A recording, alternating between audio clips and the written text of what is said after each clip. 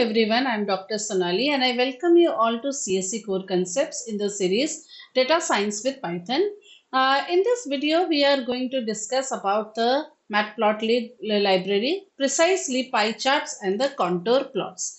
So we have been discussing about the line charts, bar charts, histograms, scatter plots, and we proceed to this. So let us get started with understanding what is the pie chart. So basically, it is a circular type of a chart which represents some statistical information which can display only one series of data.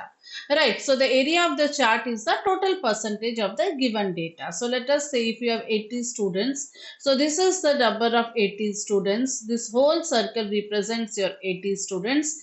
Now out of 80 students, you can say say 50% students are in group A, okay, 20% students are in group B, and so on. You divide. So this is how you show the pie chart. So this is widely represented, used in the business presentations, like if you want to show the sales or the market share dashboard, because it is very effective in displaying the data distribution. So in the Matplotlib library, it has a function called as the pie function, like we used to create using the bar, dot bar and that. So pyplot module, it has dot py, and the arguments are the data, of course, the data which one dimensional data you have to give. Explode labels. So now labels is a list of the sequence of the strings. Okay. Explode will show you the data in a way which will help you to make the data stand out. Let's say if you have an array of data, right? So let's say you are representing the data in the form of, let's say, 0, 1, 0, 0 something, and suddenly you are giving a float value, right? So the explode will show the how the data stands out from the other data. So if it is not none, okay, if it is none means all data are in the same position. So then labels is the list of sequence strings which sets the label for each wedge. Each wedge means this wedge. These are called as the wedges in the pie chart. Okay. Colors, obviously. Now auto PCT is a string used to label the wedge with the numerical value if you want to give some value, and shadow is used to create a shadow of the wedge. These are the some of the features. Okay. So let us see how to draw a pie chart using a simple example. So let's say I have a list of cars, say namely Audi, BMW, Ford, Tesla, Jaguar and Mercedes. And this is the data, right, about the sales, let's say. So I want to plot them. So plot.py data is what you want to plot, this one. Okay, and label is the cars. Okay, the car label you want to plot. So let us get started. So first we have to import some important libraries. Now here I am writing. So what we are doing here is that, say I have cars. Say what are the cars? Audi, Tesla, BMW, all. And this is the data, maybe the list number of products sold in a year or whatever. So figure I am saying plt dot figure, the size of the figure I am giving, and dot py is the data I have to give. This is the least number of arguments which I can give, and label is equals to cars, and of course plt dot show. Understood? So it is showing you the different share of the sales of each of the type of cars. Understood? So now let's say another example. Let's say you have now customization of this color is an important part. Like, see, if you see this pie chart properly, the colors play a very important role in this visualization, right? Now you may want to customize the colors. Now customization of the colors can be done. This is by default whatever colors it has given. We have not provided what is our choice, right? So if you want to provide your choice of colors, then what you have to do is that you can give the colors. Now you give the colors in two ways. One is in the hexadecimal form. If you know the color numbers, then you can provide like this. And otherwise, you can simply pass the palette to the color parameter.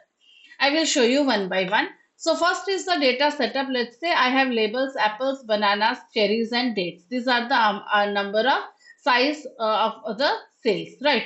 Now if I want to give the custom colors, so what I have done is that the custom palette, I have made a palette that for apples I want this color, for bananas I want this color, and so on. All are in the hexadecimal form, right? And when I am passing the plt.py, I am passing for the colors custom palette. Okay, this custom palette list I am passing in this argument. Understood? So this is how you can do in this way. Let's say what you have done is you have given the data for which you want to create the pie chart.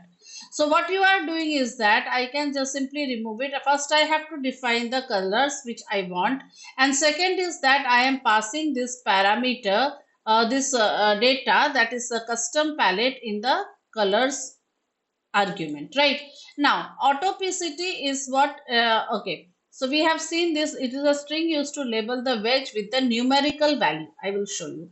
First let me execute it. So you can see in this chart, on this chart nothing is written, okay, on the colors.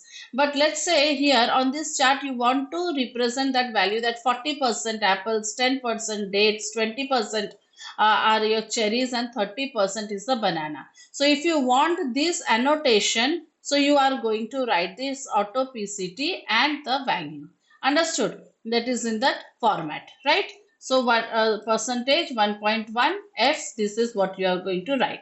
And what have you passed in the colors option? The custom palette. So you can see these are the colors which you have chosen to show, right?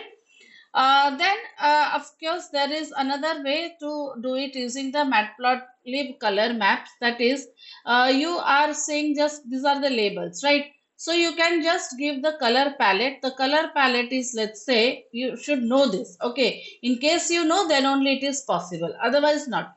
So plt.cm, okay, dot pastel two colors. This is the name of the palette. Okay, this is available.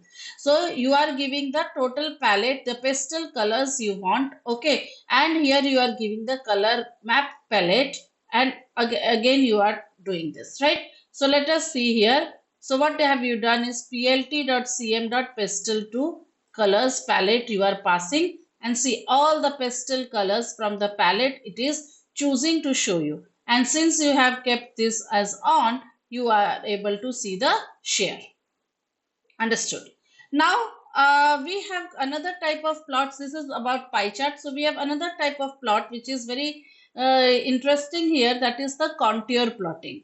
They are also called as the level plots. Okay, contour plots or the level plots. They are a tool for doing multivariate analysis. So if you are doing some statistics or something, so where you have multiple variables, like you have more than two dimensions. Okay, so if you want to visualize the 3D plots in a 2D space, then you can use the contours plots, right? Now let's say you have variables x and y as variables which are to be plotted. So the response z will also be plotted. Understood? So it is the outcome of two variable is also your one of the variable. Let's say, okay. So you want to plot your data, plot the graph using x and y variables. Now the response is what, z. Now you want to plot the z also, that is the response also. Understood? As slices on xy plane, due to which contours are sometimes referred as z slices, or it is also called as iso response. So it is majorly used to visualize, let's say, density, altitudes, okay, generally in maps, right? Height of the mountains, right? As well as in the meteorological department when you are seeing the cloud formation in your maps, okay. So the map is a two-dimensional structure already. Now you are showing the cloud hovering around where it is the chances of rainfall and all, right? So that is a 3D image of the country which you are portraying on the 2D image. Understood? So a 2D space, sorry. So if you can use it using this contour function. So they are usually useful when z is the response of the function of x and y, and z changes as a function of x and y. So if you are showing in a world or the world map, okay, so x and y is your position at USA. So your z response, there the temperature or the rainfall prediction is different. So when your x and y changes to India, the rainfall prediction will also change. Understood? So another function, a variation of this function is contour f, which will help you to draw the filled contours. I will show you, very very interesting. So the syntax is that you use matplotlib.pyplot contour. X, Y is the data, Z is the response, levels you are going to show. Okay, so what are you showing here? And this is star star KW ARGS. What is it? Keyword argument. You can have any number of keyword arguments. So let's say X and Y is the arrays. So arrays is in the NumPy library package. Same shape, and it has to be same shape as Z or 1D array. Understood? Z is the height value on which the contour is drawn. That is your third space, right? And shape MN levels determines the number and position of the contour region. Let us see how to plot a contour. So first of all, you are taking two features. Let's say three-dimensional feature you are taking. So X is your 0, 50 and 2, and NP arranges 0, 50 and 3. So you are creating a 2D grid using the mesh grid feature. So where you are passing this X and Y, it will create a 2D grid, right? Now the output of this subplot you are getting is figure and the AX. So Z is equals to, let's say you are creating some defines a 3D surface Z, which will create a wave-like pattern across X and Y value. So this is your formula, cos X by 2 plus sin Y by 4. Understood? So because we are using this cos and sin function, we are using the NumPy library. So you can use it like this. And of course, you can call this contour function by passing XYZ and pass this, create this contouring. You can see here, I can show you. See, this is the feature X, the first feature, the second feature, right? So you are first have to create a 2D grid of the features in X and Y values, right? So if you have this type of dimensions, you can easily create it. Now the output of the subplot is first of all the figure and the AX value, that is your data.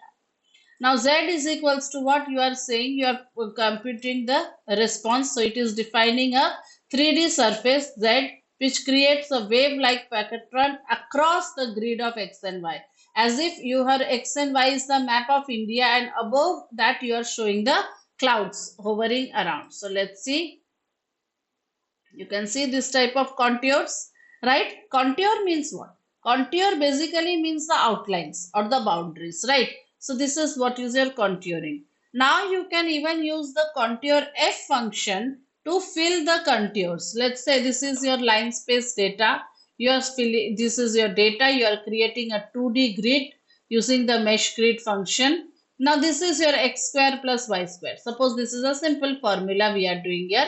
What we are doing is x square plus y square. Understood? So you want to fill it. Now since you want to fill it, you are using the contour f function. Okay, and z is the response of x and y. So you may be given the features in this form. So you convert it into two-dimension form. Then you create the response z. And now you call the contour f function by passing the parameters x, y and z, and you can show them. So let's see how does it looks like. So you can see a filled contours. Otherwise it would only give you the circle edges. Now you have filled the region between. Okay, so you have used the contour f function. So I hope you understood all these packages with Matplotlib. You can use your CSV data set, whatever type of data you have, whether you want to do some statistical analysis or you want to do a predictive analysis, whatever type of work you want to do, you can create some interesting graphs using Matplotlib. Now, above this Matplotlib library, there is another library which will help you to perform more better data visualization. That is the Seaborn library, right? So, for that, we are going to start with that Seaborn package in my next upcoming video. So, don't forget to share, subscribe, and check on the notifications whenever the new video is uploaded. And do share among those who might get benefited even for your research work, your projects, right? So we will explore the Seaborn library with very, very interesting new features. Okay, so thank you.